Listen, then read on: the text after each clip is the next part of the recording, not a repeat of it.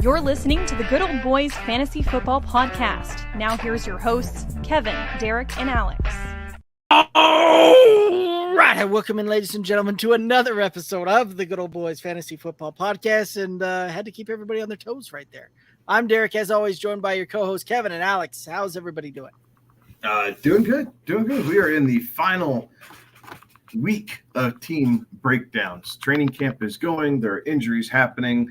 Left and right. Screwballs like at least Derek and I don't know that I'm not going to speak for Alex, but at least Derek and I, we are doing tons and tons of underdog drafts and finishing up some rookie drafts and even starting some new redraft leagues that, kind of go annually. So, We're in the full swing of it, man. This is super exciting. Two great teams to break down tonight. Lots of fantasy relevance, if you will. But yeah, I mean, I'm stoked, man. I'm stoked to do this episode. I'm really stoked to get through like the next month because we get into my favorite part of our season, which is it's the draft. It's talking the draft. It's strategy. It's how to construct a roster. It's how to kind of see that value, maybe outwit your opponent or being able to put them on tilt a little bit in certain situations. And it just makes me giddy. I love it so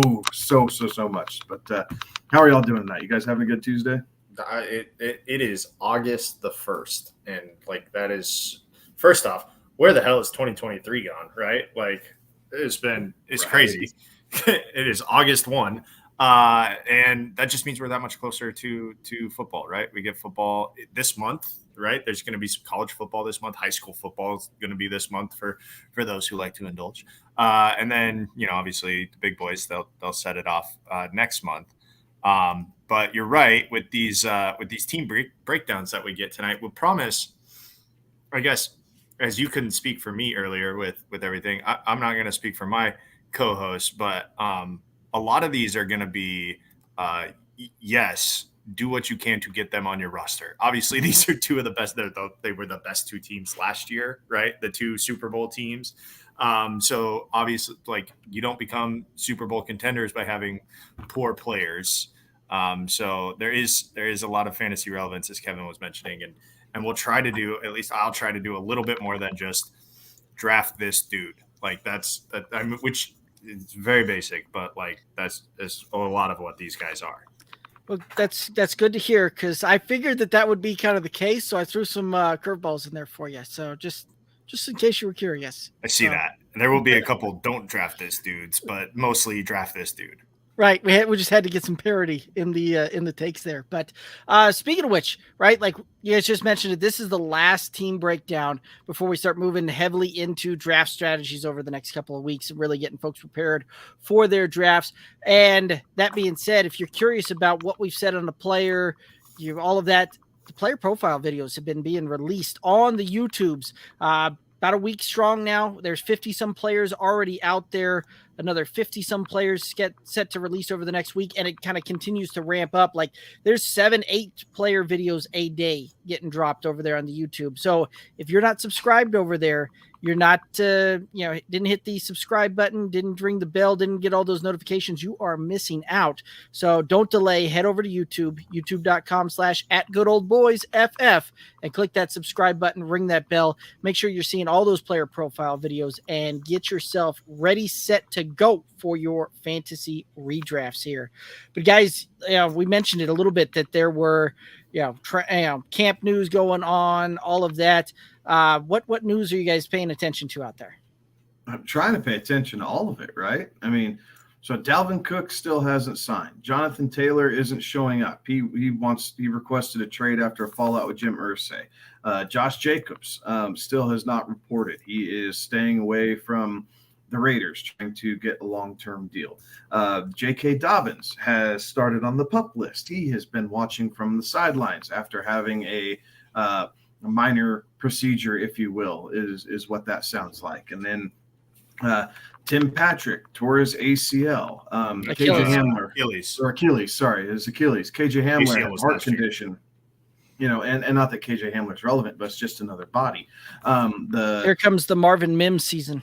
Right. The Vikings, the Lions are feared to have lost a tight end. Right. So you're seeing this. The Dolphins and Jalen Ramsey. He's going to be down until December, they're thinking. So we'll see how that kind of tunes up and what that does to the Dolphins defense and possibly what could have been the best defense in the NFL this year that absolutely no one was talking about. And they take a little bit of a hit. You have Aaron Rodgers going back and forth with Sean Payton. Did you guys read that article? That was the best. Gosh, man, that's crazy. Cooper Kupp, was got dinged up today. Who else am I missing? I mean, we're just kind of the Bengals cart seems Joe to be Burrow work out. Yep, and that's Travion Williams today. That's right. Travion Williams down. Joe Burrow calf strain. It's that time of year, right? And not that every single one of these deserves a reaction if you're drafting on the fly. But nevertheless, people are reacting to some of this news, and there is value to be had because of this. So we'll get into that maybe a little bit tonight, definitely next week when we start talking draft strategies, kind of depending on how things are shaking out. But, speaking of draft strategy, I'm going to touch on this real quick because I heard someone talking about this today on their show, and I went in to check it out and see for myself if it's possible. And I can definitely see how feasible this is. So in DraftKings, okay, if you were doing a best ball league in DraftKings specifically, if you are really, really wanting to go for the gusto, you're drafting at the middle to back end of the first round, there is a very good possibility that in the first 4 rounds, you could come away with Bijan, Olave, Jonathan Taylor, and Breece Hall. Crazy how those, right? And each site has different rankings and everything else. You can't get that done in Underdog right now, right? I've all sorts of different positions. You can get 2, you can get 3 of the 4 possibly, right? You can get Breece Hall and Olave and Bijan. I showed Derek and I were talking about one earlier. I went Bijan, Amon-Ra, and then Breece Hall in the 3rd. In DraftKings, Breece is slipping into the top of the 4th, right? So that's how you're able to kind of snake that around, and Taylor's slipping a little bit more. So random things like that. It's a gamble, right? The Breece Hall injury, it's a gamble. The Jonathan Taylor not showing up and being mad at Jim Irsay and the Colts, it's a gamble. But if it hits, you have 3 workhorse running backs in situations that could absolutely set you head and shoulders apart from the rest of the league. And yes, you're going to be filling it in with more receivers, but after you start with those 3, you just fill in receivers. Rounds 5, 6, 7, you fill in with receiver, you grab a quarterback, maybe Deshaun Watson in round 8, hit a tight end in 9 or 10, and then you're back to receivers. And then the last couple rounds, you toss in a couple more running backs, and boom, you're done. It is crazy what your lineups can look like. So know your format, know the scoring, all that good stuff. But a kind of a super lineup, if you will, is possible, more so with DraftKings than with Underdog, like I said. But nonetheless, crazy to see and look at that and going, man, how did I come away with this? And you feel like you won the league right after the draft, especially in a best ball. I don't have to manage anything. Just on paper, this looks great. Right. So absolutely right. And it's a lot of fun. And we'll be getting into a lot of those draft strategies real heavy over the next month. So make sure that you're tuning in every Tuesday, 11 p.m. Eastern, to rock and roll with us on those and have lots of fun. And, of course, we want to hear what everybody's out there doing. Always fun to interact with all of that. But guys, are we ready to start breaking down some teams? Let's do it. All right, let's get right into it. Super Bowl runner-up Philadelphia Eagles were 14-3 last year, 50% pass, 50% run, ranked second in points for, second in yards for. Head coach Nick Sirianni, offensive coordinator Brian Johnson.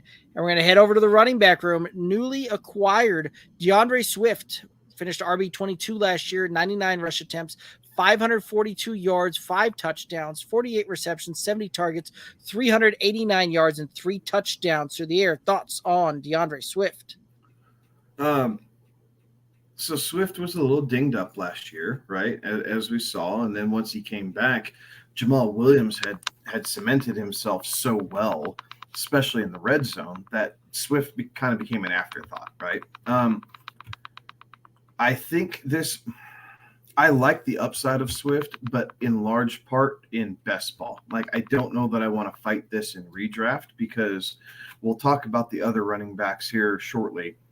But I almost wonder if this is a situation that it's better for the Eagles and the NFL play than it is for the fantasy world. So I do worry about that. We have to see him stay healthy. He hasn't been able to do that in his young career just yet. So we want to see him get through these games. But I think that there's a very strong possibility that he kind of ends up basically right where he's maybe a little bit above where he's being drafted, but I think right in this running back 22 to 19 range. Like, I think he can be, kind of a back end RB2. In most cases, you're able to get him as your third back, depending on how you're drafting. So really, there's some value to be had in that situation. I wonder if he's actually going to see 70 targets this year, though. Like, I think in this Philadelphia offense, because there's so many mouths to feed, Jalen Hurts doesn't typically check it down as much, and they spread it across the 3 or 4 different running backs, depending on how things are being played out. I wouldn't be surprised to see this drop, and maybe he only gets 50 to 53 targets this year.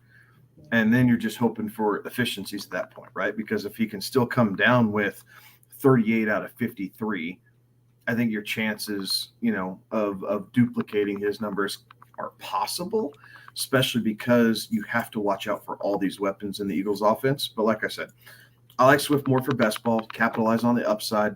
In redraft leagues, I think I'm going to shy away from him just a little bit, because I feel like he's going to be a headache. And I feel like I'm always going to have to wonder, is this the week? Do I play him or George Pickens, right? Do I play him or Gabe Davis? Do I play him or Miles Sanders? Something in those lines. And I'm not always convinced I want to fight that headache. Like, there's times where it's warranted, and there's other times where is this the week, or is he only going to see 10 touches this week, come up with 55 yards between his 10 touches, and that's it, right? And I want more than 10 points, right? I'm looking for more than 10 points out of a flex. Like, that's a good week, and I can't guarantee that week in and week out with Swift. So the real question with DeAndre Swift is, do you think that he will be able to come close to simulate what Miles Sanders did last year by himself? Is DeAndre Swift able to, equate what Miles Sanders did last year? Miles Sanders last year had a hell of a year. 1,269 yards on 259 carries, found the end zone 11 times, and wasn't really much in the passing game. They kind of went, to him. He was targeted 26 times.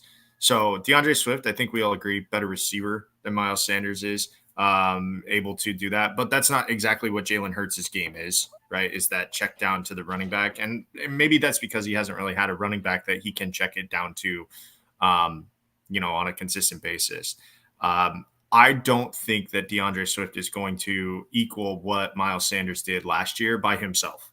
I think they brought in guys that we will talk about. And so where I think that,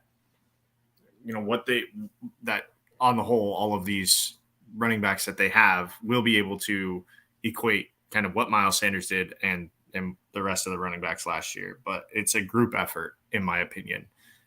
So you're right, Kevin. Like, it's going to be tough because he's not going to be like a true bell cow back. He's not going to be a 25 carries per game guy. He's going to be playing in an offense where the quarterback will still be running the football. Like Jalen Hurts is still going to run the football despite whatever developments he makes. So it's going to be tough for DeAndre Swift to, really crack into that RB2 territory, or at least be really solid into that RB2 territory. So I agree with you. I say all that to say, yeah, it's going to be a flex play, and it's going to be a difficult choice week in and week out, because I do think that the Eagles are going to kind of go for a three-headed monster attack when it comes to the running backs. And then actually realistically throw a four-headed monster when it comes to running the football, because Jalen Hurts is still going to do that too. So, this is a buyer beware. Do not overspend for DeAndre Swift. And Derek will tell you, where he's going at the moment. And then perhaps I could have pulled that up too, but I just didn't. But it is, make sure you don't overspend, because I see him as a flex play at best. I don't see him getting into, I think he's going to have to scratch and claw to be an RB2 when it's all said and done at the end of the year. So DeAndre Swift is one of the few guys out there that can, running backs that you can draft in the 6th round and blow up and win you a week, right? Like he's got that kind of talent. He's coming off the board, pick 62, RB25 overall, right? And that's about right where I see him. I mean, he's going to struggle to get to RB2. So yeah, I wouldn't surprise me when we look up at the end of the year and see him finish RB 23, 22, right? Like could easily see him get up in there. DeAndre Swift has that ability to get out of the backfield, break one loose, and just score. He's an electric player. And like I said, he's one of the few running backs you can go out and draft in the 6th round that would be able to go out there and win you a week. And he delivered just several week winning type of performances, RB3, RB2, RB4 throughout the weeks. The problem was that he also had several kind of just dud weeks out there as well. And I don't think that he's going to be the goal line back in here, right? Jalen Hurts will go out there and get his 10, 12 rushing touchdowns this season. Rashaad Penny, I think, will get a lot of 1st and 2nd down type of work until, as long as, he can rock and roll that one. So I think, and where we've seen a lot of reports coming out of Eagles camp right now is that DeAndre Swift is being used heavily in the passing game, and they've been moving him over all around the field, even him lining him up as, in some wide out type of sets there. So, very interesting play, very electric player. This is one of those that it is kind of buyer beware, and there's going to be other guys that I'm going to be going after with my 6th round capital. But DeAndre Swift is an intriguing play, and I think you hit the nail on the head when you started this one off, Kevin, when you said that he's a best ball play, because that, when you can capture those big week winning type of weeks, but don't have to worry about was he on your bench or not? More power to you, and that's the way I kind of see that one. So, alrighty, let's head on over to Rashaad Penny, who was RB 67 last year, 57 rush attempts, 346 yards, 2 touchdowns, 4 receptions on 5 targets, 16 yards, 0 touchdowns. Thoughts on Rashaad Penny? Penny's another guy that when he's been healthy, he's been very good, right? So in the tail end of 2021, right, he won fantasy championships. Damn near single-handedly. Won fantasy championships. Came out, looked really good for the first couple weeks in 2022, and I got hurt, and then here comes Kenneth Walker, right? So very much the same as DeAndre Swift. Like I think Penny, the way he's built, is going to get first crack to kind of have the lion's share of the running back carries. I don't think that makes him an outright RB1 in that system. I just think that's kind of how the Eagles are going to set it up and have it look at, right? So if you're looking for a guy to fill that Miles Sanders role from last year, I think health determinant, but I think Rashaad Penny is the guy who's going to have first crack at that. That being said, it wouldn't surprise me if him and DeAndre Swift kind of finish in that same realm, right? Like Rashaad Penny has the upside of finishing RB12, maybe RB11. And because of his health history, he has the potential to be RB, 72, like that. So you have a low floor due to his health concerns, but you do have a high ceiling with Rashaad Penny. So again, I like it as a best ball play. I like him as the potential, knowing that he's going to kind of be the goal line back, knowing that Jalen Hurts is there and that they're going to be able to do some other things besides just turn it to him. But I do think that he's probably going to be a little bit more consistent than DeAndre Swift would be as far as understanding week in and week out projections. But with this Eagles offense, like we saw, right, 1 week they're running a man scheme, next week they're running a zone gap scheme, and they do all sorts of different things. That's part of what makes them so good. And Jalen Hurts is in the prime of his career, and so he's not going to slow down just yet, and we'll get to him here in a minute. But I like Rashaad Penny. I like him a little bit more in best ball. But nevertheless, if I'm looking for, a third, possibly fourth running back there on my roster, I'm not opposed to taking a flyer on him because I do want pieces of this Eagles offense, right? And knowing that he would be kind of a potential flex play, maybe a bye week fill-in, I could have him on my roster.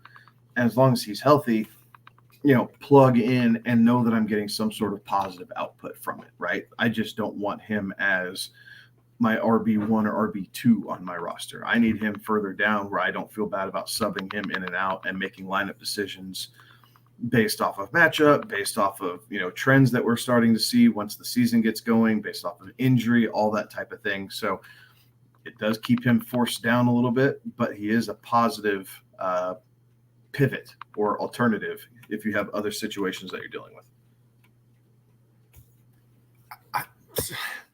So over the course of you talking, I have changed my opinion.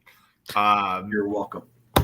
Well, because I was like not in on Rashaad Penny to the point where I was going to be like, you know what? Yeah, the headache that will be DeAndre Swift is going to be, I think, even more with Rashaad Penny. You've talked me into considering him at least. Like I was pretty much a hard see you later. With where he's going, yeah, it's in that hit and miss territory, that fun little area in the 1-0s, 1-0 whatever, where you can really go a bunch of different directions when you're picking there. So I say 1-0, like 100 whatever. I think I'm still out on Rashaad Penny. I don't know that I do want pieces of this Eagles offense. I don't know. I think DeAndre Swift will be the one.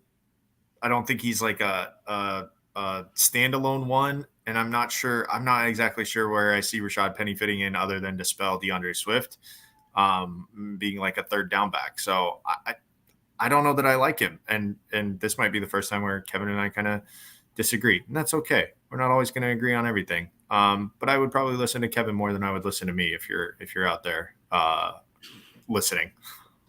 So Rashaad Penny coming off the board, pick 98 in half point PPR type of drafts, running back 36 overall. This is a guy I think will outperform RB 36 and outperform pretty well.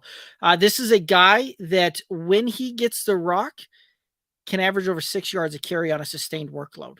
Like very few running backs can do that. And oh, by the way, the Eagles have one of the best offensive lines in the game. So couple that with a running back that can pop 6 yards a clip behind a great offensive line, I think he's going to do well. And I think that ultimately he's signing the contract that he did. They're not paying him a ton. They're not, it's a 1 year type of deal. I think they're going to run him till the wheels fall off on this thing. And very well could see him, getting first, second down work. You're going to see DeAndre Swift in there as the third down back. And, you'll see Boston Scott and Kenneth Gainwell as the spellback, scatback type of guys there. But I think Rashaad Penny's going to get the goal line work. I think he's going to get a lot of first and second down work. And this is a guy that, when you've got him, I think that, the potential is him finishing inside of RB2. I could see that one happening, even if it's tail end RB2. But wouldn't surprise me if we look up if he stays healthy all season. We see him with 200 plus carries, 800, 900 yards, pretty easy. I'd like to mark this one down because I feel pretty strongly. So he could be this year's need to revisit. Oh, okay. Like if Sirianni doesn't, because Jalen Hurts is slighter of frame, right? If you're inside the 5, your options are Boston Scott, Rashaad Penny, or throw the ball, right? Like it just Hurts doesn't move the pile well. And yes, he can get lost behind the offensive lineman, but he's still your franchise quarterback. And at some point, you're just not going to risk that. But seeing what the Lions did last year, I think you could see something similar. Like Penny may not have the yardage, right? Maybe Swift does just take off and he gets back to that 5.5 a clip and Penny's in and out a little bit because of lingering issues or whatnot. But he could still end the year with 12 touchdowns and 750 yards and 12 touchdowns is still going to put you way up the scoring list. So, and that's part of the reason I'm okay with taking a chance on him. Like Swift could be a headache. Penny's a value headache, at least, right? Because we all kind of agree. Swift's going to land about where he's drafted.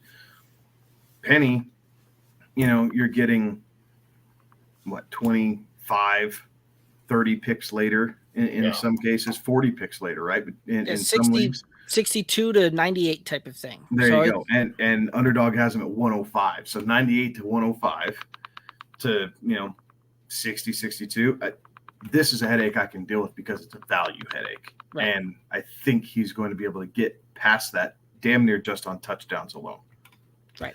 And if I take my shot and I swing and miss on a guy in the 10th versus a guy in the 6th, like there's to your point, right? Like that's the value headache that you're talking about there. Yeah. So doesn't sting as bad when you miss in the 10th. No. And at that point you're filling in depth, you're filling in that where at the 6th round, you're drafting a person that should be starting on your lineup week in, week out there, at least, for the first 4 or 5 weeks. So, at this point, I'm in on Rashaad Penny.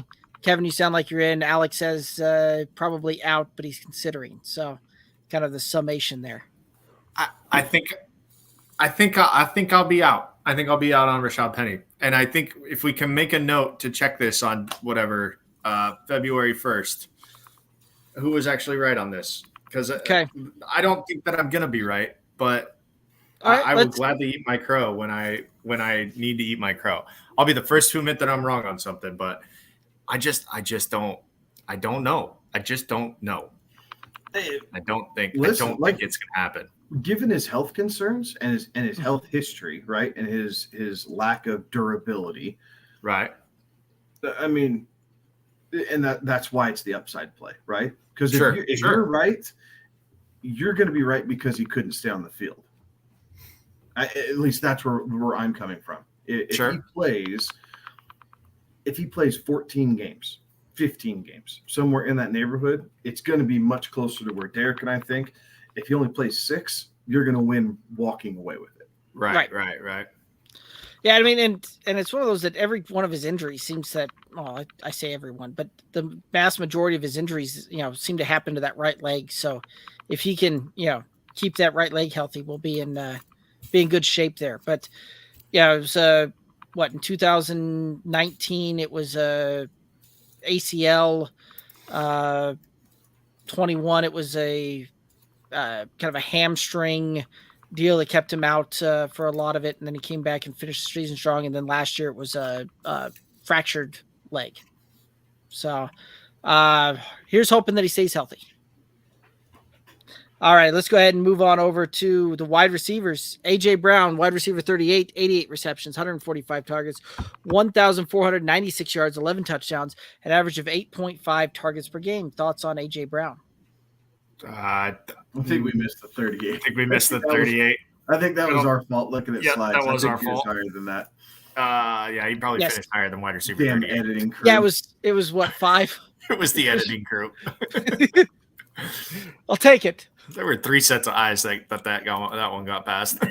Anyway, AJ Brown. So AJ Brown's a wide receiver who's going back into the first round, middle late to the first round, right? Like you don't typically see him fall into the second. So if you're drafting back there and you would like to go kind of wide receiver heavy, especially if you're starting 3 receivers, again, you want a piece of this offense. They are dynamic. They are explosive. AJ Brown is an amazing athlete. And I think you can expect more of the same this year. Like, I think it is – nothing's a given in the NFL, but I think that there is an overwhelmingly positive consensus that he's going to finish in the top 10 of wide receivers, and he has the ability to finish inside the top 5. So, there's a little bit of upside there because he's coming off as the 6th or 7th wide receiver off the board, depending on, what you're looking at there.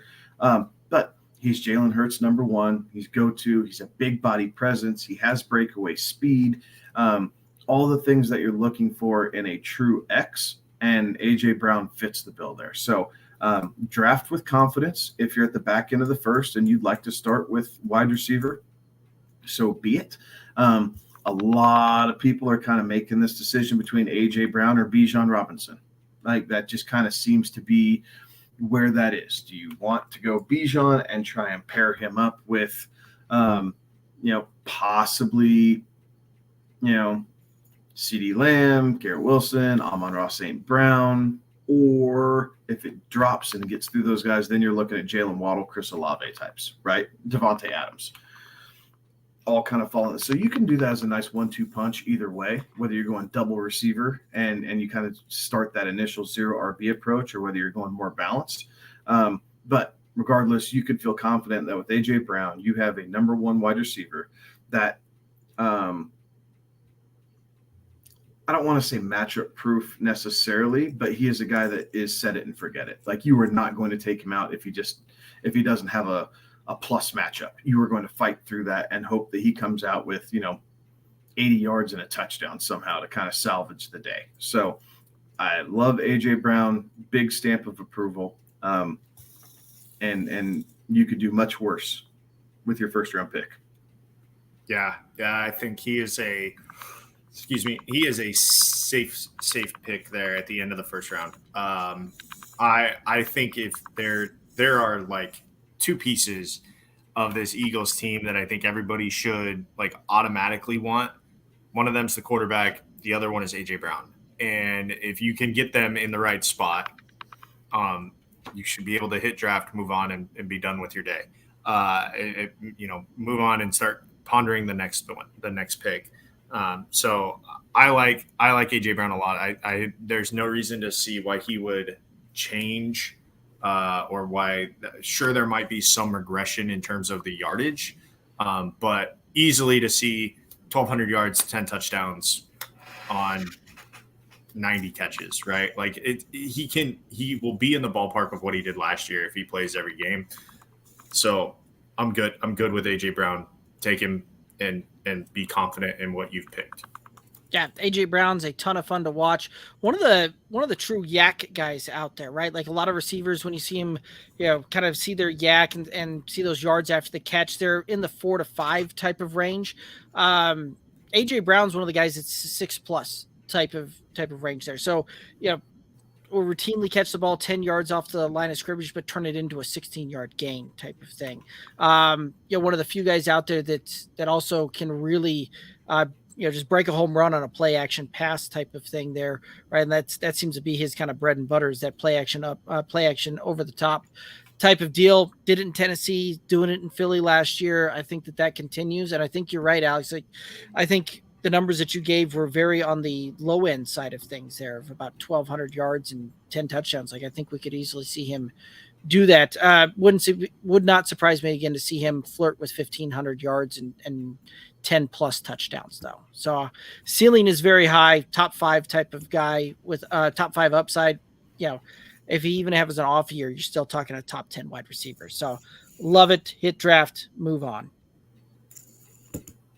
DeVonta Smith was wide receiver 10 last year, 95 receptions, 136 targets, 1,196 yards, 7 touchdowns, an average of 8.0 targets per game. Thoughts on DeVonta Smith? Amazing route runner, first and foremost, right? He is an amazing route runner, is able to create separation, get in tight windows. Another guy who has yak capability, but he's a little bit smaller framed than AJ Brown is. But nevertheless, I think these numbers are very repeatable, right? I think he can get up to 1,200 yards again. They didn't really add anything else to the wide receiver room. So it is AJ Brown, DeVonta Smith, Dallas Goedert, right? Like those are the three downfield kind of guys. So I think you're looking at the same thing. Like he is a great second wide receiver. I mean, and depending on the format, you can run him as your first wide receiver and at least feel confident most weeks that because of how the Eagles run their offense, DeVonta Smith's going to get his, right? So you could go, sorry, as I cannot see out of my eyes here at the moment. You can absolutely go a situation if you want to go running back in the first round. DeVonta Smith is there. Like possibly if you're the Bijan owner, possibly if you're the Austin Eckler owner, right? It's a little bit more of a stretch to get it back that way, but it is possible. Not so much if you're picking McCaffrey, because normally McCaffrey is going high enough up in the first round. DeVonta Smith's a challenge to get back to you. But nevertheless, he's either going to be an amazing second receiver or he's going to be a pretty damn solid first receiver on your fantasy roster.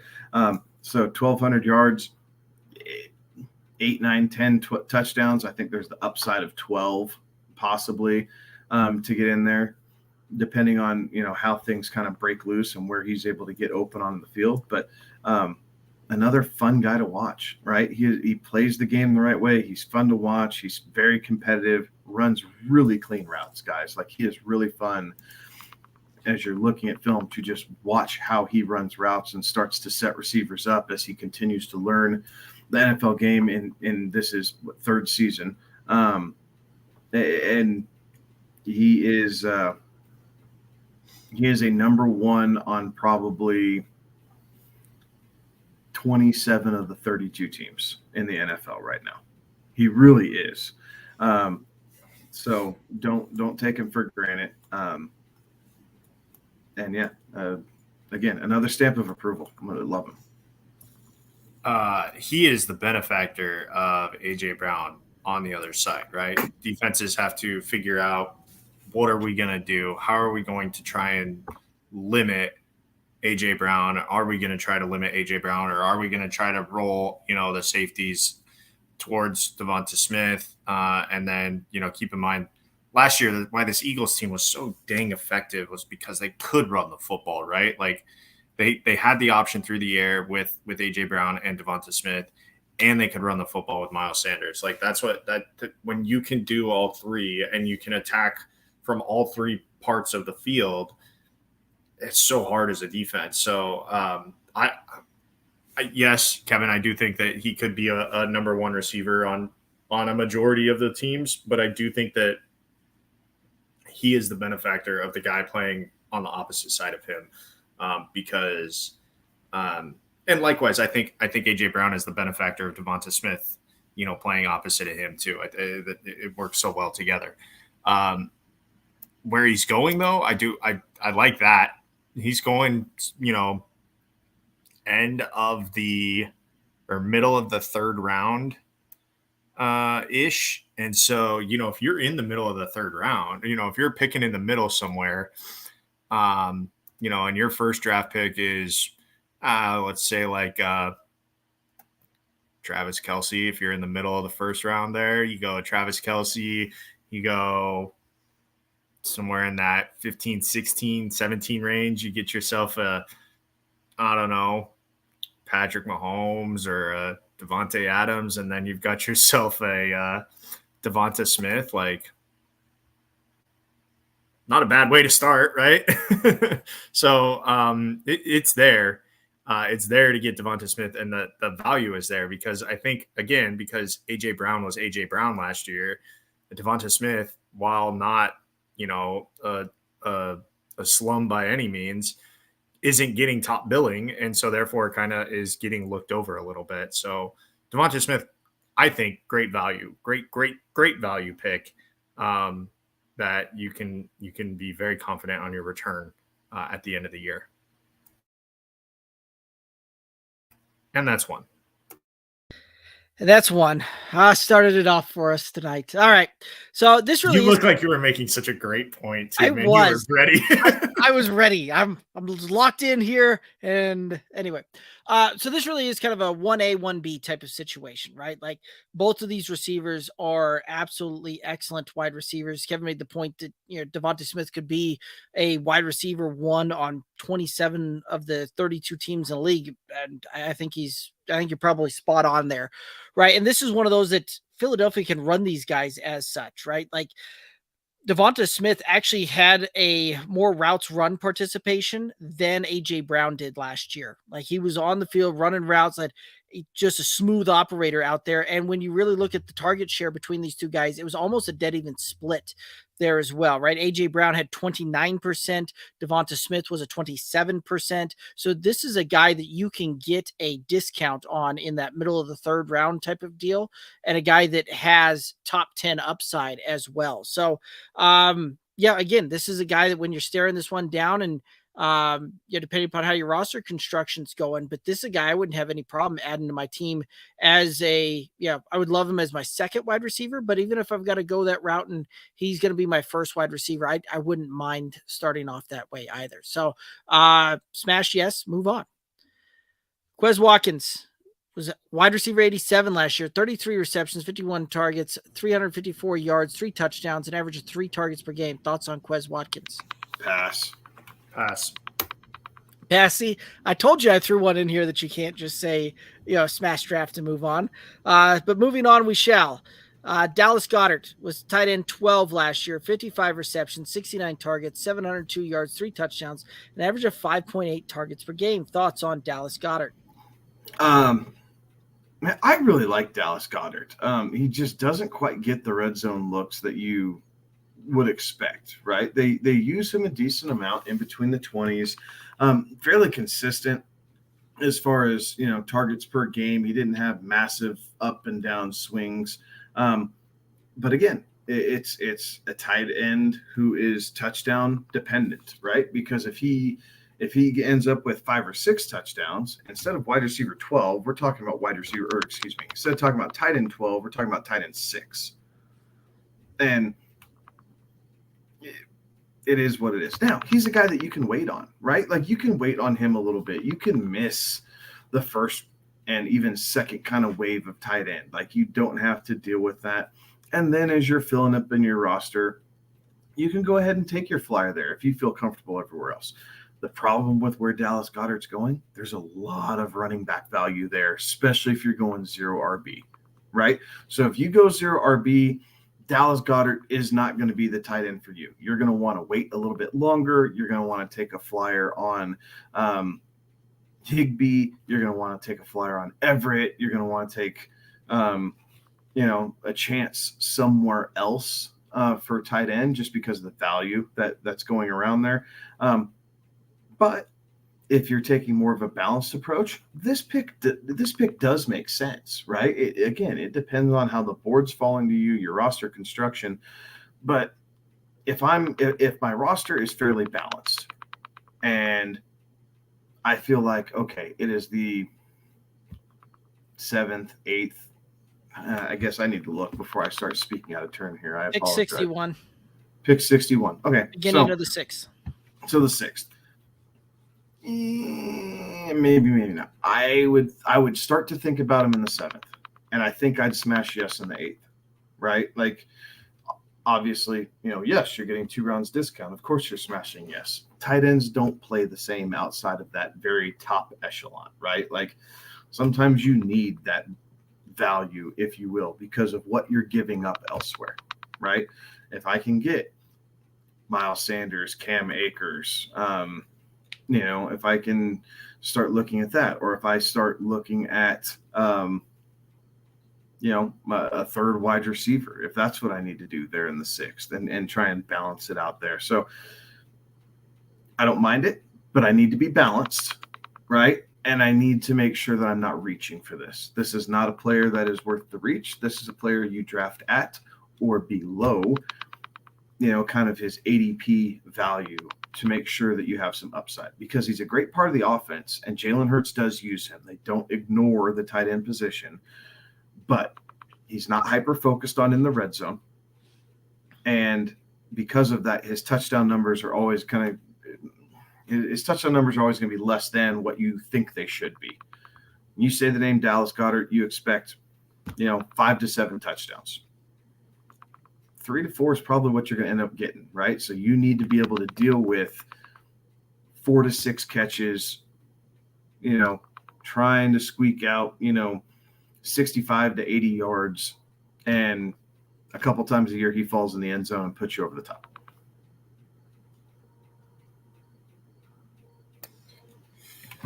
Yeah, so Dallas Goedert to me is the last of the second tight end run, right? And really the first tight end run. But the first tight end run is Travis Kelce, and then there's that second tight end run, and Dallas Goedert's like the last one, and he might even be the start of the third tight end run in most drafts.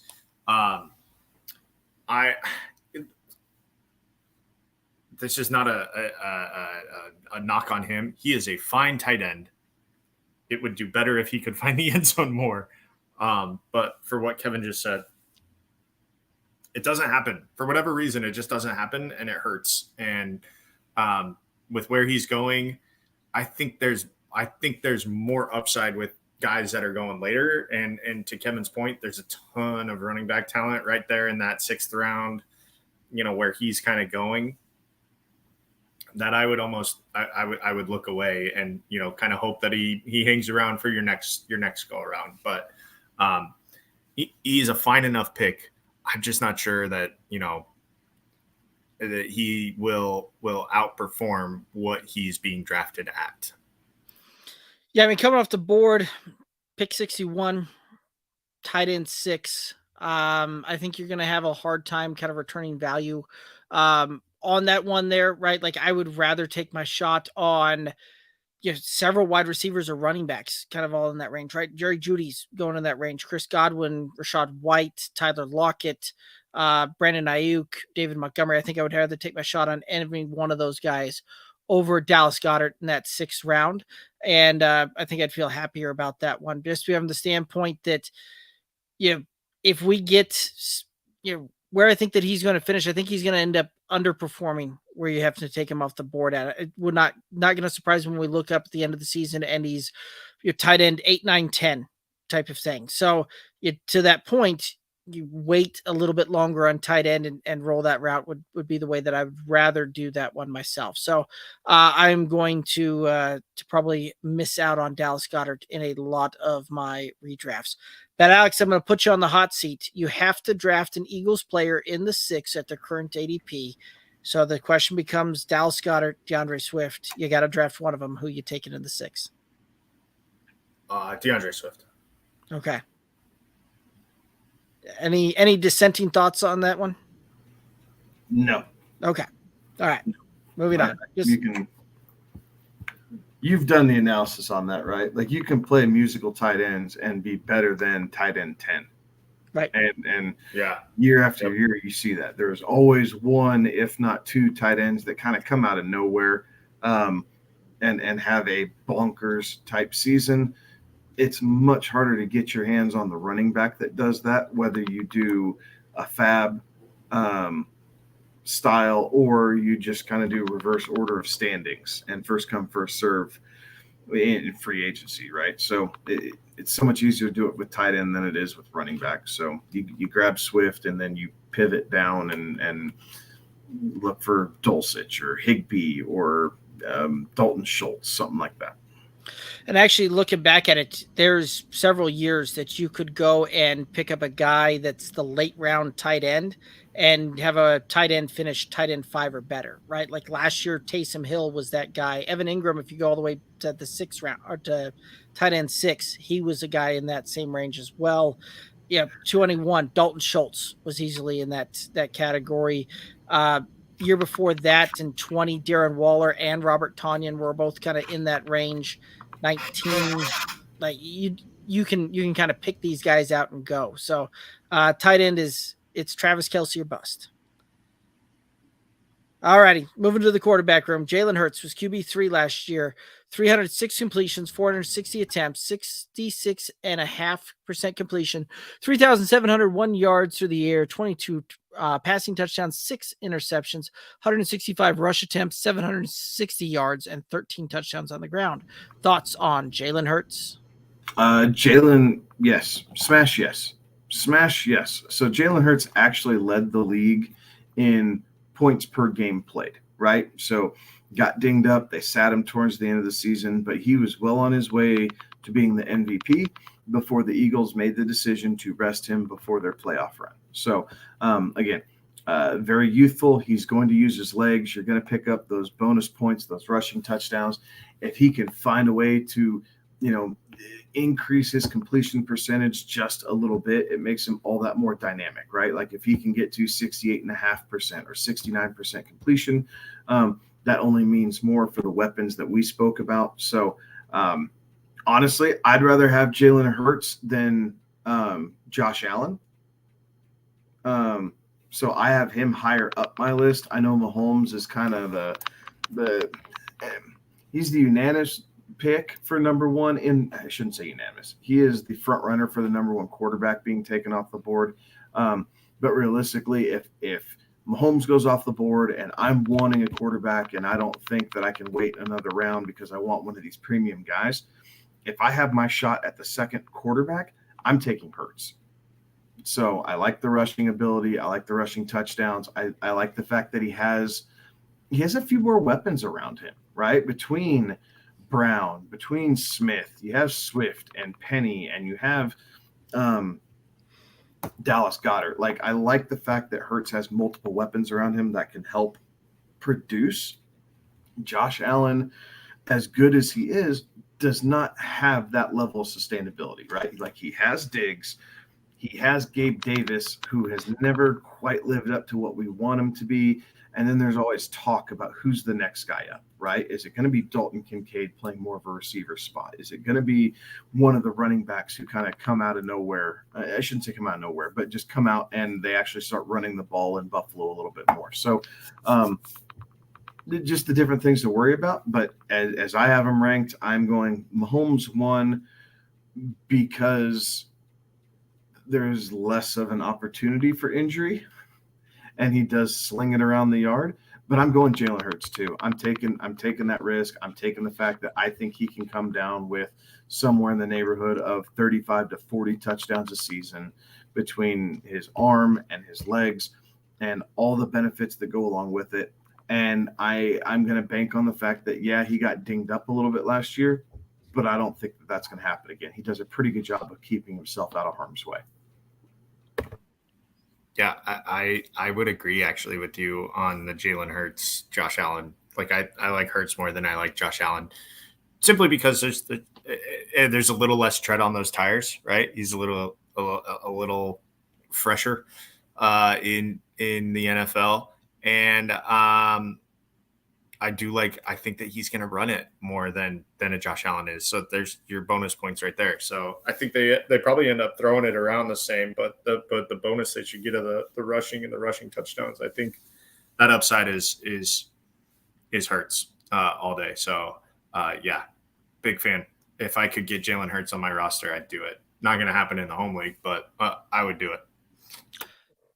Yes, Jalen Hurts, really good for fantasy football. Smash draft, move on. Yeah, this is a guy in Superflex, like trying to get my hands on him anywhere that I can. For redraft in a single QB, like it's one of those that I tend to like to wait a little bit later than where he's coming off the board. on that one, but he's still a guy that I would potentially pull the trigger on. That one's sitting on the draft board, even in a single QB redraft league, just from the standpoint that he is going to put up points left, right, and center for you. And I'm okay with lots of points. Plus, he's a fun guy to watch, fun guy to root for. So Jalen Hurts, smash yes, move on. Quick comment coming in here. Let's go ahead and hit that one up before we get into the Chiefs. We got Terry tuning in here. Welcome in, Terry. Trade question. He trade Jefferson, Kmet, Dillon for Walker, Waller, and Garrett Wilson in a half-point PPR. I want the Justin Jefferson side of things. Cosign. Jefferson might be a little bit less than what he was last year, but I still think he's going to be more than those three combined. Yeah, well, no, not combined, but I think that he's still going to be greater than Wilson, right? And when you're tossing around all these players, at the end of the day, you want the best player in the deal. And right now you have him in Justin Jefferson. So, yes, I mean, your roster would have to be decimated, like middle of the season type stuff to consider this. If you got ripped apart with injuries, then maybe. But right now, before the season even starts, I'm going to let this fly. We have no idea how Green Bay is going to break out their backfield. Aaron Jones took a pay cut. It is no longer Aaron Rodgers at the helm. It's Jordan Love. So what's that mean for A.J. Dillon? Cole Kmet really started to come along last year. I know that they've added weapons to Chicago, but Justin Fields still has to prove that he can throw the ball down the field and complete the passes. So right now, Kmet is probably the most reliable option that you have because generally he sits between 6 and 12 yards. And the fact that he got into the end zone more last year, I like that. Waller, we don't know if Daniel Jones is going to utilize a tight end, right? Like they've said that he's showing that Waller himself is showing well in camp. But as age has caught up to Darren Waller, he's been nicked up a little bit. Kenneth Walker is going to be in a timeshare, much like A.J. Dillon. So, yeah, it's not unfair, right? Like, I don't think the guy's trying to pull one over on you, Terry, but I do want the Justin Jefferson side because I want the best player on my roster. Right. And you couple that with the fact you talked about Waller being nicked up there a little bit. There were reports out there that surfaced saying that was the reason that the Raiders went through with that trade was that, they just don't know that they can rely on him for season long type of thing. Kmet, like you said, came on very strong at the end of the season. I think that we see that kind of continue there. And Walker also out dealing with an injury there as well. Hasn't really been partaking in camp much. Garrett Wilson, it's a low ankle sprain, but still on the injured side of things at the moment. So, I'm taking the Jefferson side of it all day and twice on Sunday. So, any other thoughts on that one? Negative. All right, Terry. Hopefully that answers your question. Let's go ahead and move on over to the Chiefs. 14-3 last year, 61% pass, 39 run. They're ranked first in both points and yards.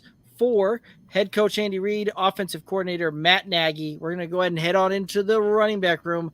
Isaiah Pacheco, running back 36, 170 rush attempts, 830 yards, 5 touchdowns, 13 receptions, 14 targets, 130 yards, 0 touchdowns. Thoughts on Isaiah Pacheco? PSA for Chiefs running backs. I like them for best ball. I don't want any of them for redraft, right? We saw the metrics right there, 61% pass rate. Yes, you want a piece of this offense, but I don't want to have to determine when Isaiah Pacheco is going to go off, when Jerick McKinnon is going to go off, and whoever else that they plan on stashing away on their roster, and then all of a sudden you have a late season emergence. So I like Pacheco. I like the fact that he's explosive. I like the fact that he can do different things in that offense. But if I had to take a Chiefs running back for season long, Pacheco would be the guy that I'd probably lean on over Jerick McKinnon. But the value of McKinnon is substantially better if you count what he did last year for him, right? So we'll talk about that in a moment, I know, but I like Pacheco. I like what he does. I like his emergence, his explosiveness, the fact that he's not afraid to help pick up the blitz. He seems to flow well with the creativity that Patrick Mahomes kind of requires of being off schedule a little bit and how the Chiefs run their offense. But there's no guarantee that Pacheco is going to see, 15 to 17 touches a game. Like, there's going to be games where he might only see 8 touches. That's going to hurt. Again, when you're looking at a flex player, I want to find a way to get more than 10 points out of my flex position in a half-point PPR, especially in a full point. Pacheco, yes, should be able to do that on most cases, but there's going to be weeks and situations, or if they play the hot hand, that you're going to have a hard time convincing yourself that he's going to get there. And at that point, if you're not conceding to the fact that he's going to be your flex kind of week in and week out, I'm looking for other options, guys that have a bit of more timeshare, right? A bit maybe more usage inside the offense, whether it's target percentage or just snap count, right? Their snap share within the team's offense. And Pacheco is just kind of floating with that, but probably a little bit below where I would like him to be able to draft him in a season-long league. So he is a really great zero RB candidate. If you're going to go zero RB early, with where he's coming off the board, you can probably make that. I mean, you can definitely make that work. I see him coming there in 70s, right?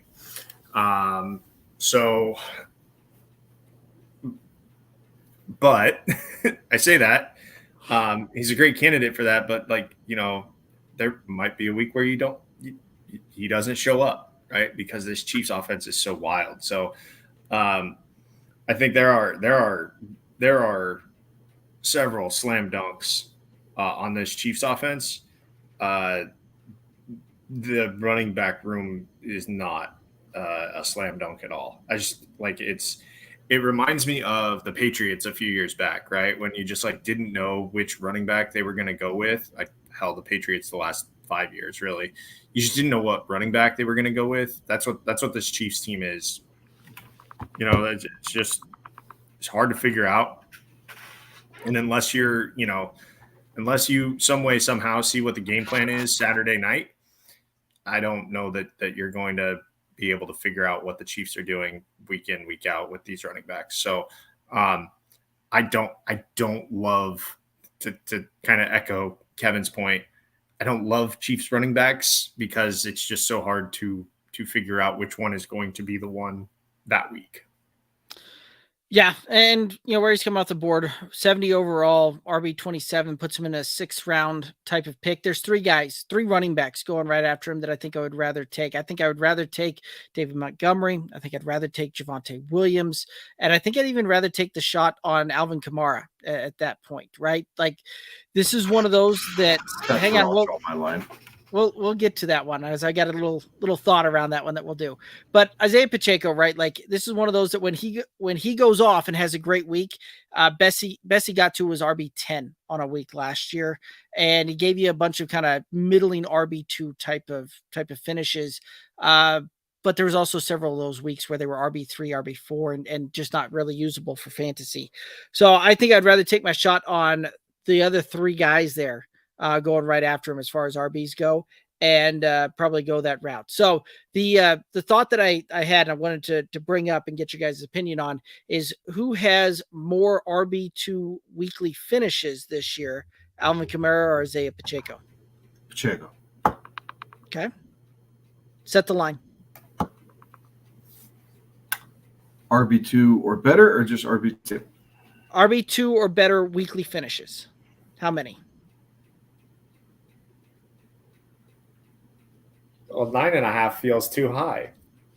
9.5 was the number that I about put out. Yeah, I mean, I kind of like that 9.5 number, honestly. It's a fine number, right? But it feels too high after all I just got done saying. I think coming into his sophomore year, right? I think he's nothing about the offense is really changing, right? It's Andy Reid's offense. He's had a full year in the NFL. He's nursing a little bit, right? Like he didn't come into camp right away, but they're all saying that he's going to be just fine. In an offense that they don't go 3 and out, right? There's tons of snaps that are run inside this offense. And as long as he's not putting the ball on the ground, Andy Reid's going to give him every opportunity. Like they really do like what he's able to do in this offense. And there's a reason that he kind of took over from CEH last year. And then as he kind of hit that rookie wall, you had Jerick McKinnon just kind of take off down the stretch and do some crazy things. I think you get to 9. I mean, as long as he's healthy, I think you get to 9. It wouldn't surprise me to see him hit 10 weeks, RB2 or better. You'd like for it to be a little bit more, but hell, with where he's being drafted, that's kind of what to expect, right? Like that's kind of the norm for running backs who are going in the 70s and 80s. Fair enough. I'd have probably put the line at about 7.5 myself. Over. Okay. But I'd have put the line at 7.5 for old Kamara as well. Negative. He's not the same guy without Drew Brees. I don't want any part of Alvin Kamara. I don't. And not knowing whether it's going to be 4, 6, 8 game suspension, like from Goodell, that scares the bejesus out of me. I want the guy I know at least has a chance to play the full season. And that's why that's where I would draw that line with the running backs that you're saying kind of going in that area is I'm not taking Alvin Kamara anywhere. I don't want any part of it. Fair enough. To go off on a tangent, but like of quarterbacks that would help him, I think he got the best of the free agent options. Kamara did to kind of help him return to form. I don't think it's going to be the same, but it's the best of the options. I mean, there's not really many free agent options out there with QB. It was Carr, and that was about it. Yeah, really. But yeah, so okay. I damn it. If Andy Dalton couldn't do it for him last year, Derek Carr's not going to do it for him this year. Fair. Derek Carr's a better quarterback, but his ADOT may not be exactly where you want it, right? He's a little bit more risk averse. That it's not where it's going. Michael Thomas is healthy and actively like trying to play football again and wanting to participate in what's going on. Chris Olave had a great rookie season. Sleeper alert, Rashid Shaheed is a guy who I love taking late in best ball drafts as kind of a sneaky pick on top of Juwan Johnson, and you still have the Taysom Hill effect. Like there's just so many damn mouths, and if Alvin Kamara is going to miss the first quarter plus of the season because of the debauchery that went on in Las Vegas during that Pro Bowl 2 years ago, it's going to be hard to get back inside of that and get that chemistry with a new quarterback and trying to make all these things work. So I am completely out on AK-47. Fair enough. All right, let's go ahead and head on over to Jerick McKinnon, who was RB21 last year, 72 rush attempts, 291 yards, 1 touchdown, 57 receptions, 71 targets, 512 yards, and 1 touchdown through the air. Thoughts on Jerick McKinnon? He's you want him in a PPR league, right? Like you want to draft him later in a PPR league. I don't know that I like him as much in a half, and I definitely don't like him in a standard. So that's kind of where that sits. He's another year older. I think he's going into his age 29 season, if I'm not mistaken. Every running back kind of has a cliff. McKinnon kind of found a home here last year doing the right things. Obviously, Mahomes trusts him, right? And McKinnon still has enough quick twitch that he was able to make guys miss out of the backfield and give Mahomes a solid target when he was scrambling or looking to dump off a little bit. I like him a lot in best ball. I like him that he has a massive discount to his name in redrafts and in best ball alike this year. So all for taking the flyer on him a little bit later. But I don't think that there's the gap between where they're being drafted ADP wise between Pacheco and McKinnon, but I do think Pacheco finishes the season with more fantasy points. Would it change your opinion if I told you he just turned 31? No. He had not been used like a workwork's, right? Like he has not. No, had the just beat off his tires. So yeah, thank you for correcting me, but no, 29, 31. His skill set's still the same. He's still a quick twitch guy. He can be explosive. He's not going to run up the gut, right? Like they're not going to use him in a whole lot of obvious running situations, right? Because the Chiefs pass on every down. So it's hard to say that he's not going to be on the field first and second down just because the Chiefs chuck it around the yard so much.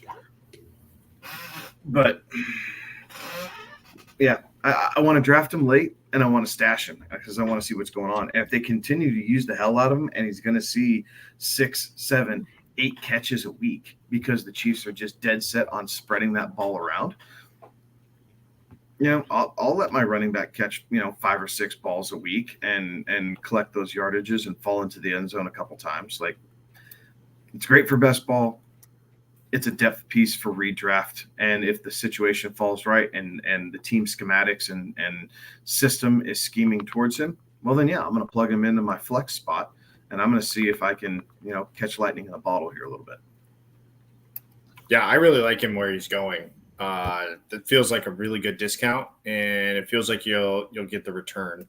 I've got him in the 120s, so 10th round, right? Like, and he'll finish RB3 at floor. Like his floor with the Kansas City Chiefs is, RB 36. That is his absolute floor, and he's going RB 43. Yeah, and I think he's going to finish, closer to 25.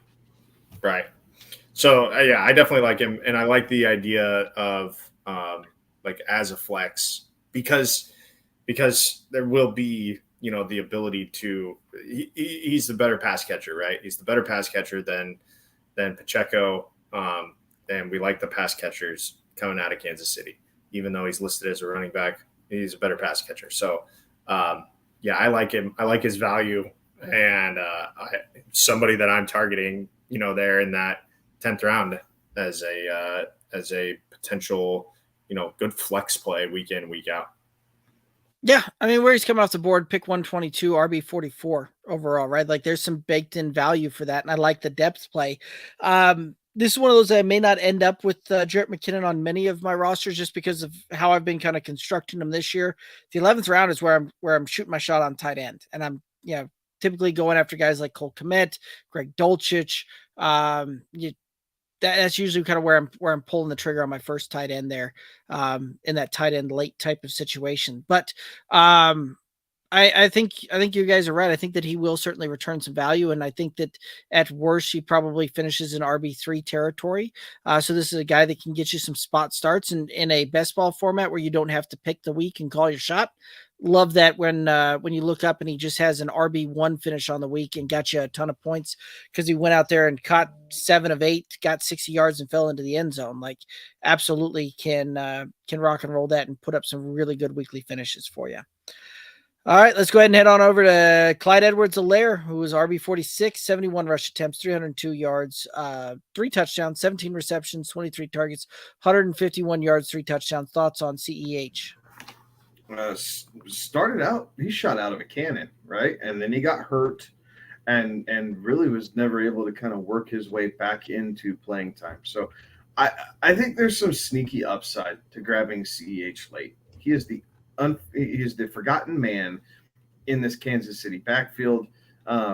He is stupid cheap at this point, to the point, he's a guy that you can grab. And if you don't like what you see, you can drop him and try and add somewhere else if it's going to dramatically improve your roster construction. That being said, CEH kind of pair along with like a Paris Campbell, right? Like if you're going to have 2 late sleepers, those are two guys worth taking sleeper shots on, and that are going to be high upside.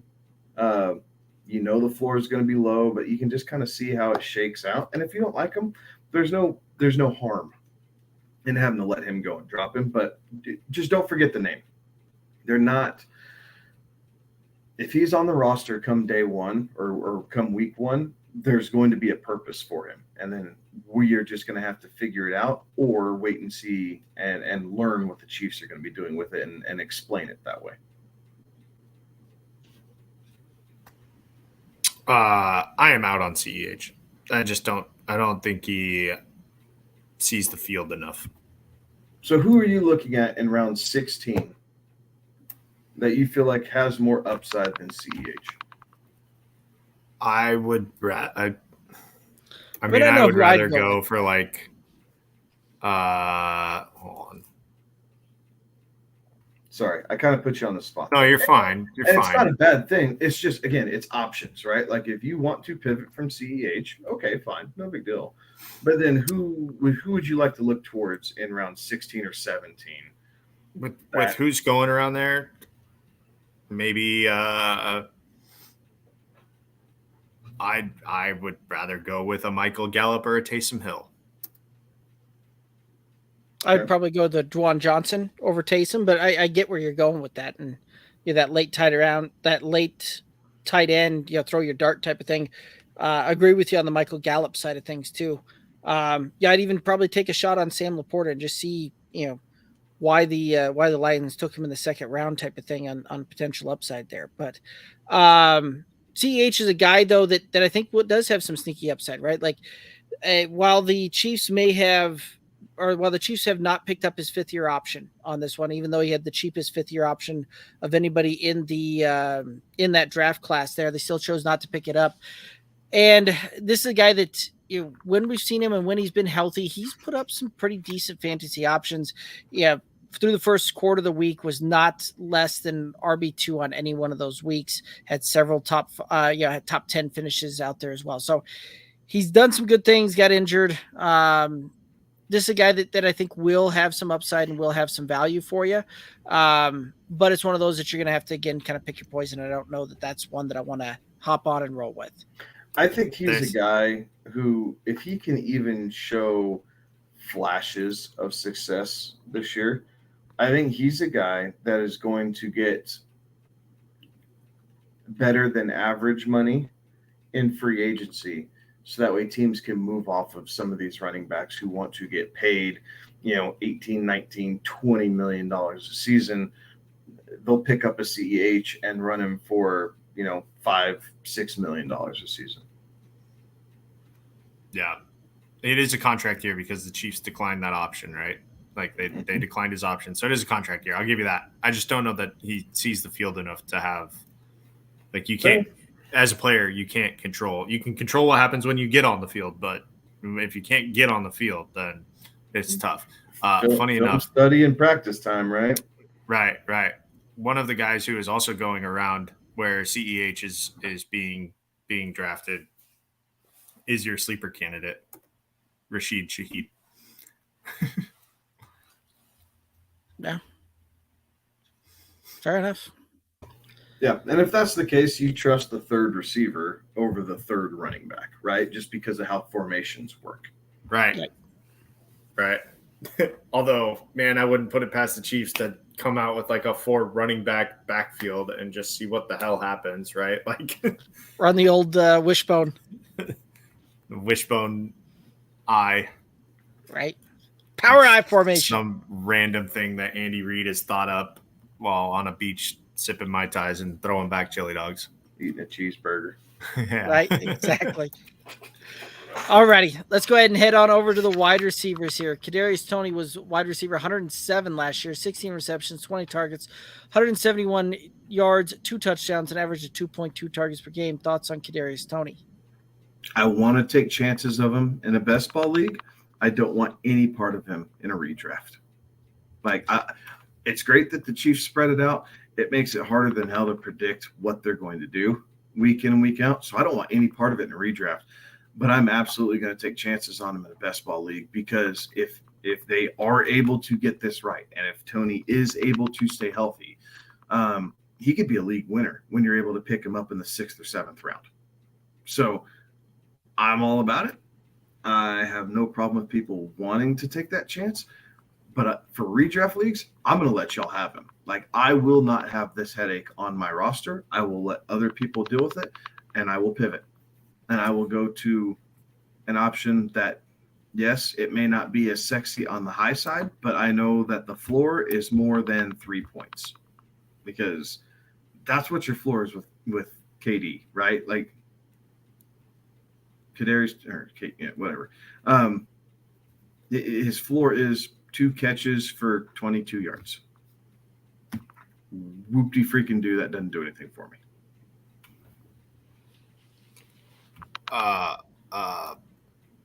So I will say this as we sit here and talk on August 1st. He did just have surgery about a week ago to clean up the surgery that he had a year ago, which forced him to miss basically the whole season. So in terms of his value right now, because Andy Reid said, hey, maybe he'll be back week 1. We're not sure, which to me is like, I don't know, holding out hope against hope. But I think if you're smart and you're the Chiefs, you play the long game, because you understand that 1 week isn't going to be a deal breaker. But that 1 week in September is a little easier to swallow than the 1 week in January or February. So I don't know that they rush him back, which means that, there is potential that he's not going to play the whole season. I don't know how much time he's going to miss, if he misses, but to me that screams he's not going to be available all year. With where he's going, though, I think I would rather have, him instead of, Jackson Smith and Jigba or Jordan Addison, right? 2 guys that are clearly not the one, or really the 2. I guess Jordan Addison is the 2 there in Minnesota now, but I think Kadarius Toney isn't really the 1 either, since Travis Kelce is the 1, but a decent 2 option. And I can see where you're coming from, though, Kevin, with the headache, because, kind of like the running backs, which guy is going to be the guy outside of Travis Kelce, who we know will be the guy week in and week out, which other guy is going to be the guy, because they do have options. Patrick Mahomes has options, and Patrick Mahomes will spread the football around. So it's going to be pivot down to Tyler Lockett. Right? Like, that is my initial pivot. I don't want Kadarius Toney, but if he's on the board, I know Tyler Lockett's on the board. I have not seen a draft yet where Lockett goes before Toney. And until that happens, that's my pivot. Like, I am that guy. Like, I don't want Kadarius Toney, but I'll take Tyler Lockett, because he's going to be on the field, and even his bad weeks, Lockett's going to see, 50, 60 yards and the possibility of a touchdown. Yeah. And I've actually started to see a little bit where Kadarius Toney's starting to slip, and ADP finally starting to catch up a little bit to some of the injury news on that. Right now in half point, kind of coming off the board, wide receiver 37, pick 91 overall. So you're talking an 8th round type of move there. 8th round type of move. So he's a guy that, like you said, best ball. Really like that shot there. Really like doing that one where I don't have to pick and choose the week. Redraft, that gets a lot tougher there. The upside is certainly there, though. He's in a high-powered offense. Dynamic type of playmaker. But to your point, Alex, missing a game or 2, could change some things there. This is one of those, they play Thursday night, week 1. So if they hold him out, that's an extra 10 days type of thing for rehab, and recovery type of deal there. So it wouldn't surprise me that if, we don't see him necessarily rush back to get to week 1 so that they can get him an extra, 10 days, which, in a rehab situation, that's a big difference, type of thing there. So, kind of where he's coming off the board, I'm probably out. I'm going to be looking at pivoting some other options there for redraft. And so, Kadarius Toney, I'm going to be out on, unfortunately. Like watching him play. Just I don't think he'll be on many of my redraft rosters. Marquez Valdes-Scantling was wide receiver 53 last year, 42 receptions, 81 targets, 687 yards, 2 touchdowns, an average of 4.8 targets per game. Thoughts on MVS? MVS is kind of the same way, right? Like we saw him disappear for weeks on end, then he shows up, then he disappears again, and it's his turn this week. It's a headache, right? So if you want a piece of the Chiefs offense, play it in Best Ball League, and you can target MVS there. I'm not chasing Chiefs receivers in redraft leagues. I'm just not going to do it. Like I am not going to try and be smarter than Andy Reid or Patrick Mahomes running the offense. I'm just not going to do it. So it is Travis Kelce or Patrick Mahomes, maybe one of the running backs if you get him in the right spot. And other than that, I'm not touching these receivers in redraft leagues here to start with. And Best Ball, different story. I will touch all of them in Best Ball, right? And I do. I have some Toney. I have some MVS. I have some Skyy Moore. I have some Rasheed Rice. Like I have all these guys in different places across Best Ball leagues because I want to see if they can develop a natural X to really kind of take over. But until that happens, I'm not doing it in redraft leagues. Otherwise, they're just going to take up a spot on my bench. Like I am not going to have the confidence that this is the week to play him. And here we go, unless they are just completely crippled by injuries, right? If Toney's out and Skyy Moore's out, yeah, I'm probably going to play MVS that week, especially, in DFS. Take the value, right, when their options are taken away. But if they have a full complement of weapons, no, sir, not going to do it. I could not agree more. It's just going to be tough to figure out which pass catcher not named Travis Kelce will be the one that gets the lion's share week in and week out. So I'm going to sound like a broken record for the sake of our videos that we're going to put out. I'll just kind of reiterate the same thing, but yeah, like it's tough. It's tough to figure out what these Chiefs receivers are going to do week in and week out. Yeah. Marquez Valdes-Scantling. I'm going to go with no, thank you. Where he's coming off the board at pick 232, wide receiver 77 in redraft leagues. Luckily, I won't have to make that call, and if I really want him on my roster, I should be able to pick him up off of the waiver wire and go that route. Skyy Moore, who was wide receiver 130, 22 receptions, 33 targets, 250 yards, 0 touchdowns, average of 2.1 targets per game. Any thoughts on Skyy Moore? Same type of thing. Like, depending on where I can get him, if I only have to start 2 receivers and he's my 4th or 5th receiver, yeah, I might take a chance on him just because there's a reason that they drafted him in the 2nd round and they're going to give him opportunities. But more often than not, I'm going to pass on Skyy Moore in redraft leagues. Again, best ball candidate. I like him for best ball. I just don't want to deal with it in redraft. I will look for other avenues. I will look at Brandon Cooks. I will look at, even Jordan Addison, a Michael Gallup, Elijah Moore there in Cleveland, right? Like, I will look at some of these other options and probably feel better about myself than drafting Skyy Moore time and time and time again. So yes, a piece or 2, sure, but I'm not going to get fully bought in and submerged into Skyy Moore.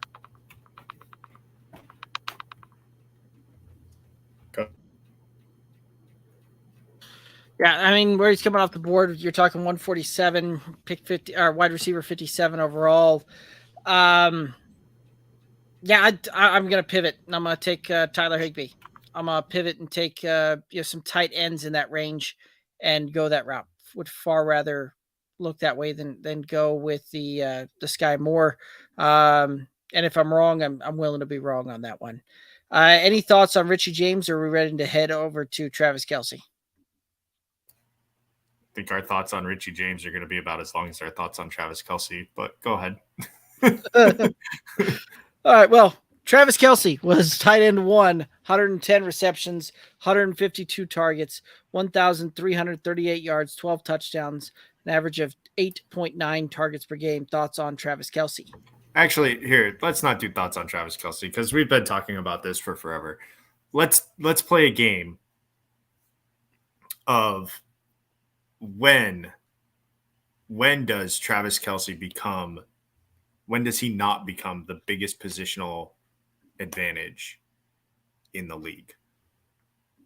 When the wheels fall out. How many years do you think we have left of Travis Kelce being the biggest positional advantage? There's no bigger positional advantage in the league than Travis Kelce versus the rest of the tight ends.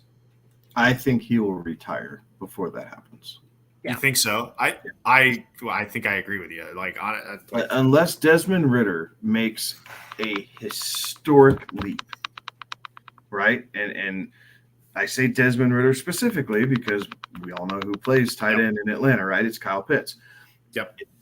That is the guy who is the only logical person based off of how his skill set works in the NFL that could supersede Travis Kelce anytime between right now and when the Kelce retires. Right? Mark Andrews does not have that skill set. TJ Hawkinson does not have that skill set. And yes, these guys might be used quite a bit in the passing game for mismatches and everything else. It doesn't hold a candle to how Travis Kelce works in this Kansas City offense. It just doesn't. Kyle Pitts is the only guy with the skill set that can do that. So if Ridder makes some magical leap and becomes the next Dan Marino, then yeah, I think maybe you could see that here in the next year or two.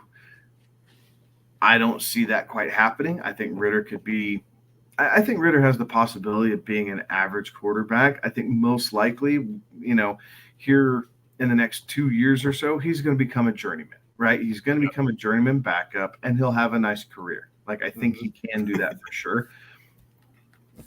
But skill set wise, it's Travis Kelce, it's Kyle Pitts, and next year it's going to be Travis Kelce, Brock Bowers, and Kyle Pitts. Because Brock Bowers, I'm getting my Georgia plug in today, damn it. Brock Bowers, when he gets drafted in the first round next year, will instantly be better than what Kyle Pitts is. All the hype around Pitts and everything else, we will see Bowers outshine every single one of his metrics at the combine and his pro day.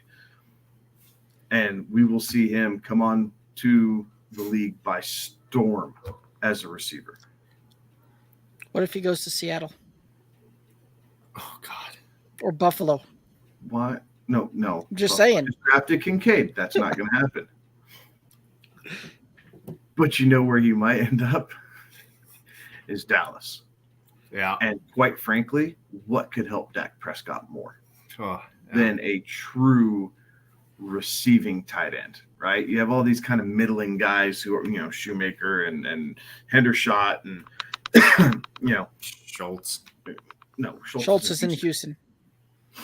But if Bowers, he was. Schultz was there. If Bowers ends up in Dallas, Michael Gallup is now expendable. Period. Bowers becomes your number 2, and then Brandon Cooks is your versatile, quick twitch receiver. Long shot, I know, but hey, it could happen. So here's the other question, because we have seen that Travis Kelce is the biggest positional advantage. Has there ever been a positional advantage, not just tight end, but the running back, the wide receiver room, quarterback room? Has there ever been a positional advantage like Travis Kelce has over the rest of the tight ends? Yes. Go ahead. Pick your LT season. It was Gronk. Yes. LaDainian Tomlinson, the Christian McCaffrey season. Yeah. Right, where he was like 187 points or whatever, better than the next closest, whatever. It was a stupid number. Gronk has done it, so we have seen this. There was, I guess, that Derrick Henry season before he got hurt, where he was head and shoulders above everybody else. The Lamar Jackson MVP season was in that same realm. It was crazy. Okay, but those are DeVonta Adams. Gronk was not a one-off. Okay, but this is Travis Kelce sustained year after year, right? Yes, sustainable, right? Sustained. Year in and year out. Gronk was sustained there for 3-4 years, right? I think you could make the argument for Randy Moss. Ooh, right? Like if you really look at that, I think you could make the argument for Randy Moss. And I think for a window, you could make the argument for Adrian Peterson for what he did on the field. Maybe not total fantasy points, because Arian Foster was kind of a thorn in his side, as him and Tomlinson and AP, all three kind of jockeyed for that first running back. So maybe AP's not fantasy wise, but on the field, I think you could make the argument for AP. Other than that, it was Gronk, right? Before we realized what this tight end position do, it was Gronk for multiple years. That's why Kelce was baby Gronk. Yeah. Outside of that, I mean, it is. I mean, you're going back to Jerry Rice, right? When people were pulling fantasy from newspapers and doing that type of positional advantage for long periods of time. You're kind of going back then, because it wasn't Emmitt Smith, right? You had Curtis Martin, you had Barry Sanders, you had why can I not think of his name? The guy, the Buffalo running back. Was it Thomas? Thurman Thomas. Thurman Thomas. Yeah. Right. He was kind of in that. Ooh. Yeah. Alex had to think about that. He's like, who? Eddie George, right? Did some of that too. So you had all these guys. So it wasn't Emmitt Smith back in the Cowboys heyday. So then you have to go back to the Niners. It's few and far between, right? And I get your point. They're so few and far between. It's you say generational talent, but I'm telling you, man, I think Brock Bowers is the real freaking deal. And and let's be real though, by the time Brock Bowers becomes the real freaking deal, like Travis Kelce isn't going to play maybe he's 32, years, right? Yeah, he's 32 right now. Like, I think you tell me that they don't win another 1 or 2 in the next 3-4 years, that he's not done. He's done. Well, right. And I'm honestly, I'm not convinced that, he came back because they won, and the chance to repeat is so difficult in the NFL that he wanted that challenge, right? It's that competitive edge that these guys fight with and kind of, grab onto. If the Chiefs get knocked out in the first round of the playoffs, I don't know if he comes back. Right. Like, how much is Patrick Mahomes going to have to blow his phone up and say, bro, I need you one more year? Bro, one more year. Like, dude, I need you. Like, how many phone calls is that going to take? Because at 33 years old, at the position that Travis Kelce plays, he does not take soft hits. No. Like, that dude gets beat on. There's a reason why, these dominant tight ends get out of the league early, right? They are playing the lottery every time they step out there, because guys are going at their knees, or they're taking these big hits from linebackers. They're sitting in the spot where nobody wants to be, in the middle of the field, where somebody on the defense can run and tee off on you. So yeah, it's a tough spot. It's a tough position to play. Although we've seen these tight ends go deeper in their careers, and these guys that are head and shoulders above everybody else go deeper into their careers than even a lot of wide receivers out there, right? Like, you think about the Tony Gonzalez's, played 17 years. Shannon Sharp played, many years. Like, tight ends, one of those that you can see these guys go deeper into their careers. Like, wide receivers, if they get to be 33 years old, like, name me a wide receiver somebody's drafting at their age 33 type of season in the first round. Like it just doesn't happen. And I think part of that is you don't need none of these star tight ends were track stars. Right. They were basketball stars who didn't have knee injuries. Antonio Gates. Yep. Gates. That's another guy. Gonzalez. Yeah, Gates and Gonzalez and Jimmy Gronk and Jimmy Graham was in there too. Before the injuries, right? But now once the injuries hit, he quickly fell off. Kelce's been extremely fortunate, right? Part of it's the CBA and how they're protecting these players now, right? It's these targeting rules. Because Travis Kelce was still relatively young in his career when Gronk 8 years ago was getting the wham beat out of him by Denzel Ward and everybody else who's kind of started go for his knees. And Take him people down. don't really do that with Travis Kelce for whatever reason, right? Like the different era of NFL, but he's fortunate to play in the era he does because I think the different set of rules.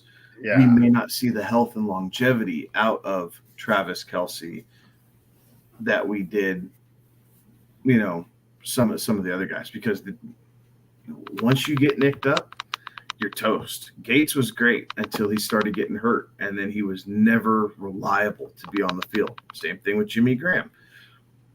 Was great until he started getting hurt, and then he got traded and out of New Orleans, and that was the downfall of Jimmy Graham, right? Like he kind of had a flash in Seattle there where they got some touchdowns and made it look good with Russ, but his yardage, his his average depth of target, his combinations of routes was not dynamic in Seattle. They used him in the red zone because he could high point the ball. Right. Anyways, I brought up all those questions because we all know, draft Travis Kelce. If you have the opportunity to draft Travis Kelce, you draft Travis Kelce. Sorry, Derek. That's a long cut up, dude. Yes, sorry. I kind of hijacked the profile.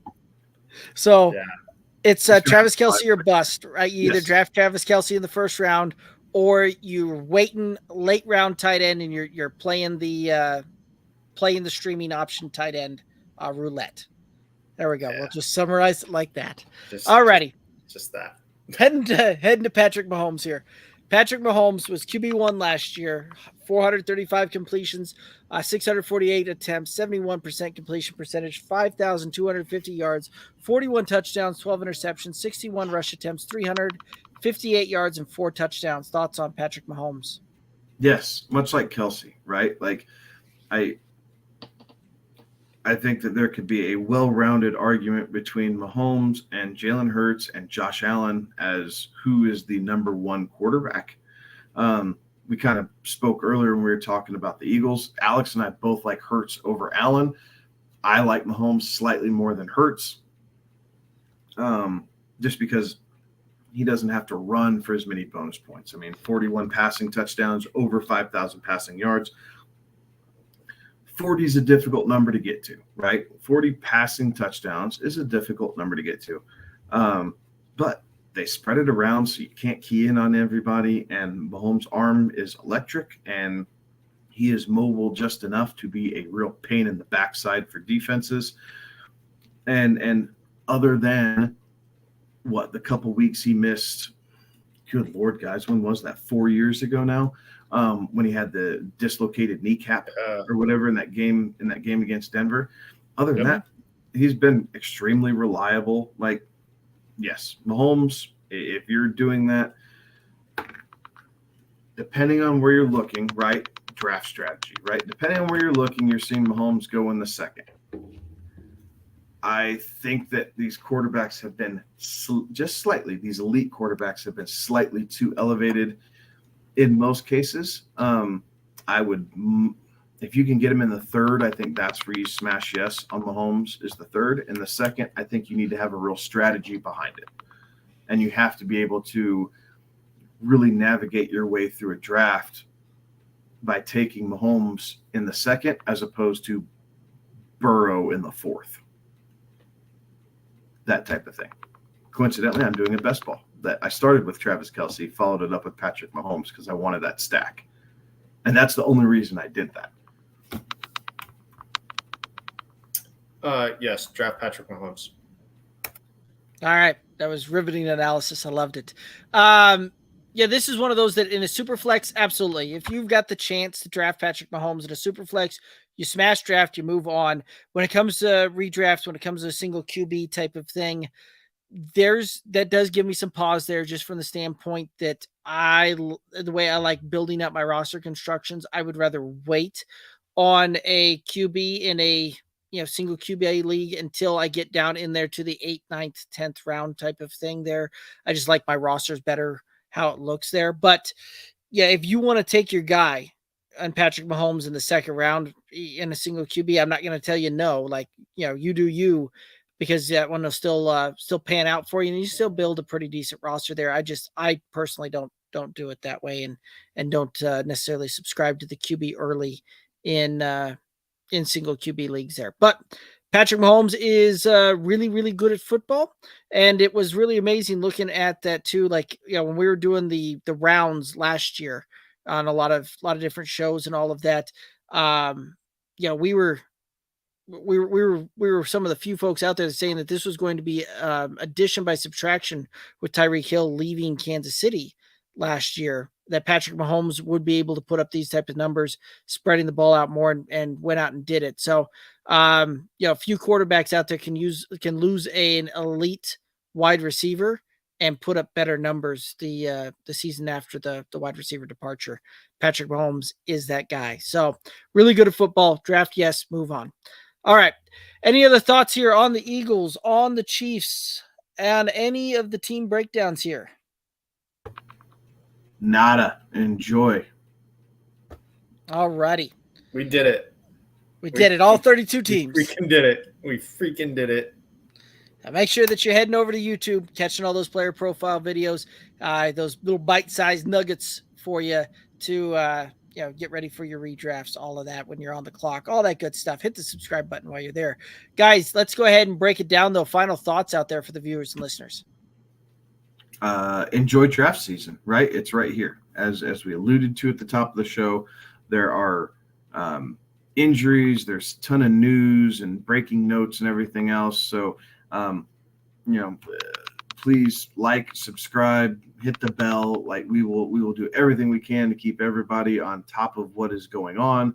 And obviously, follow the beat writers too, right? The beat writers do a pretty good job. Some are better than others for sure, but overall they do a pretty good job of giving you day in and day out thoughts, opinions, insights on these teams. Use that information, right? The research you do now makes life exponentially easier come draft day. But whenever you have those questions, feel free to hit us up. We respond just as fast as we possibly can to all sorts of questions, comments, concerns, whatever it is in the middle of the draft, or looking at a roster or trade values or anything like that. Let us know anywhere you can find socials at Good Old Boys FF. Terry in the chat can attest to that as well. Like, Terry very active on our socials there, and constantly sending us stuff over there, and we get back as quickly as possible. I think I broke his heart earlier today on the one, though. Yeah. I don't know that. Anyway, real honest feedback, even for Terry. I won't sugarcoat it. I like it, or I don't. Yep. we just brutal honesty. That's how we do it. Alex, any final thoughts out there for the viewers and listeners? I am excited to get to talk a little bit of draft strategy as we move forward here. And it will be Alex is going to be doing this, taking notes on everything I say. Pretty much, yeah. Like, look, here's the best part. You all get to tune in to hear our draft strategy. I get a preview of how poorly my night is going to go when I draft against these guys. Come what? I think we're in September. September 3rd, I think, is our Labor draft. Day weekend. Labor Day weekend action. So everybody else gets some really great insight, and I just get to listen to how how poorly I'm going to do. Love it. So Terry was responding, yes, we did break his heart on that trade deal, and he's saying that he loved the Ravens stack there. So, yeah, to each their own. It works well for you, buddy. I really do. Yeah. But I don't think the Ravens are going to be top 10 scoring offense this year. And to stack like that, in my opinion, when you're that deep in the stack, I would like to have a little bit more confidence and actually see the product on the field. Like, I love the changes that they've made, but I don't love Lamar Jackson's ability to complete the forward pass outside the numbers. And until he shows me he can do that, it does scare the bejesus out of me, brother. Quite frankly, that kind of stack, there's only one team out there that I'd probably roll that with, and that'd be the Eagles. If I could get Jalen, if I could get AJ Brown, DeVonta Smith, Goedert, and Penny, like you could reasonably fathom that one going through the draft. You do it too? Would be good, but if you want to pivot, I'd do it with the Chargers. Oh, that would be another really good one too. And I guess it's feasible with the Dolphins in some ways, right? You could go Tyreek 1, Waddle 2, Tua in the 8th or 9th, but they don't throw to the tight end, so that's kind of out of the question. And then you're playing Russian roulette on running back, so the Dolphins are a little bit tougher, but the Chargers make an interesting stack as far as a deep team stack between Eckler, Herbert, Keenan Allen, Mike Williams. You could throw Quentin Johnston in there, Gerald Everett. Like, there's enough pieces there that could be fun, and really you can do it with the Cowboys too. If you're thinking that those points are still going to come, again, CD1.